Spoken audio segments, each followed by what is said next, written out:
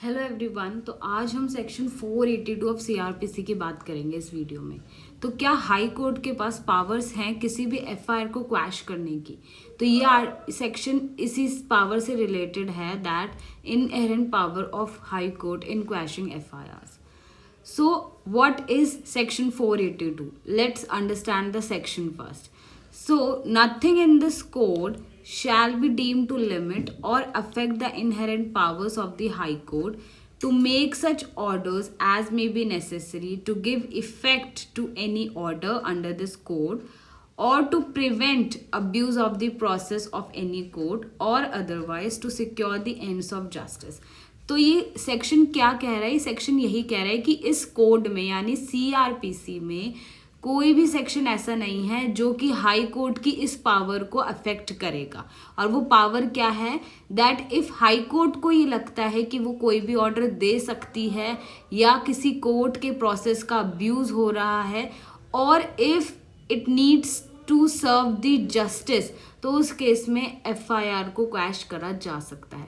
तो section 482 express that inherent power of high court is wide and with no statutory limitations. High courts की जो powers हैं जो section 482 देता है ये बहुत ही वाइड है और कोई भी स्टैट्यूटरी लिमिटेशंस इस पे लागू नहीं होती है.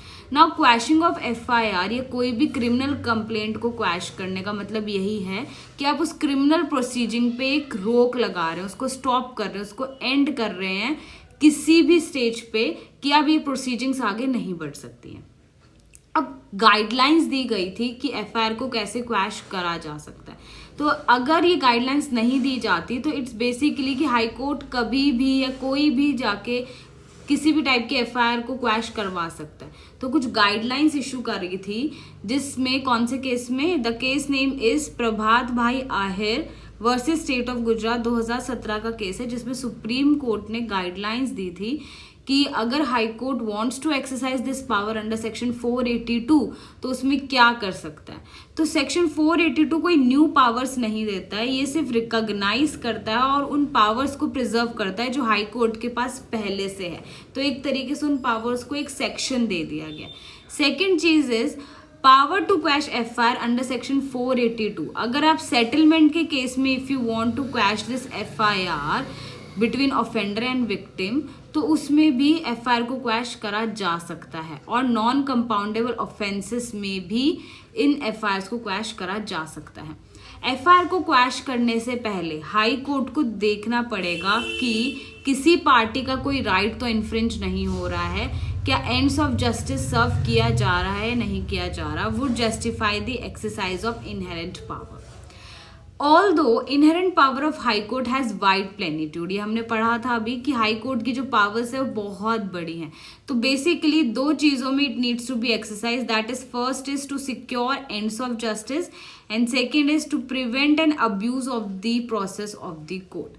Now in case of settlement जो फाइनल डिसीजन होगा वो हमेशा फैक्ट्स एंड सर्कमस्टांसेस के, हर एक केस के फैक्ट्स और सर्कमस्टांसेस के ऊपर ही बेस्ड होगा. Then in cases of settlements also high court को एक और चीज़ अपने ध्यान में रखनी पड़ेगी before quashing the FIR is कि वो उस ऑफेंस की ग्रेविटी और नेचर कितना है. क्या वो ऑफेंस लेस सीरियस नेचर का है या मोर सीरियस नेचर का है. अगर हिनियस और सीरियस ऑफेंसेस होंगे जिनका सीरियस इम्पैक्ट पड़ सकता है सोसाइटी पे तो उनका ट्रायल होगा ही होगा, उस केसेस में एफआईआर को क्वैश नहीं किया जाएगा. इन केसेस अगर कोई भी ऐसा केस है जो कमर्शियल, फाइनेंशियल, मर्केंटाइल, पार्टनरशिप या इन्हीं टाइप की कोई ट्रांजैक्शन जिसमें कोई सिविल फ्लेवर है उनको भी क्वैश करा जा सकता है अगर पार्टी ने अपना डिस्प्यूट सेटल कर लिया है.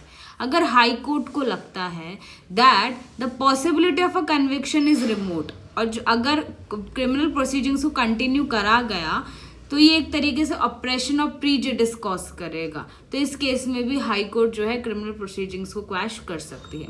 इकोनॉमिक ऑफेंसेस जैसे कि financial, economic, wellbeing of a state जिसमें छोटा सा डिस्प्यूट हुआ था प्राइवेट डिस्प्यूटेंट्स के बीच में, उसकी वजह से इम्प्लीकेशंस हो सकते हैं। तो अगर हाई कोर्ट को लगता है that it would be justified कि इस केस में एफआईआर को क्वैश कर देना चाहिए, तो क्वैश कर देगा। So thank you for watching this video. If you like this video, subscribe to a YouTube channel for more such videos and don't forget to follow us on Instagram, Facebook and LinkedIn.